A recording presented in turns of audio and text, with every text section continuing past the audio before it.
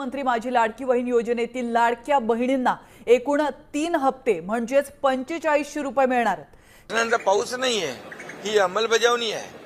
ही गेले अनेक वर्ष ज्यांनी केलं नाही, आता ते जर असं मला काय म्हणाले ते सरकार आहे त्यांच्या हिशोबाने हे राहणारे हे जे बिल्डिंग मध्ये राहणारे डेव्हलपर आहेत का? हे सर्वसामान्य लोक आहेत, हे गिरणी कामगार आहेत, सर्वसामान्य मुंबईकर आहेत।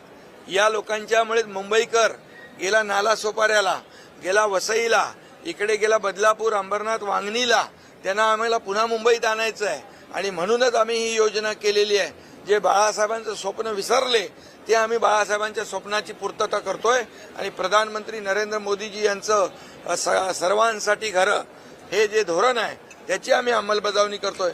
ज्यांनी मुंबई विकली ते आमच्यावर काय आरोप करणार? गेले अनेक वर्ष मुंबईमध्ये दिल्या का सुविधा? आम्ही मुंबई टिकवतोय, मुंबई टिकवली आणि या सगळ्या लोकांना आम्ही पुन्हा मुंबईमध्ये आणण्याचा जो आमचा मानस आहे तो आमचा हेतू स्पष्ट आहे।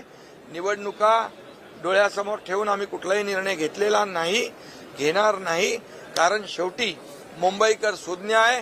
मी जेव्हा मुख्यमंत्री झालो तेव्हा देवेंद्रजींनी आम्ही या मुंबईसाठी जे निर्णय घेतले कॉन्क्रिटायझेशनचे, का घेतले नाही तुम्ही? का खड्ड्यातला प्रवास लोकांना दिला? का लोकांचे बळी घेतले? का त्याच्यामध्ये करप्शन केलं? हे आम्हाला सांगा। आणि त्यामुळे डांबराचे रस्ते आता बिलकुल नाहीत।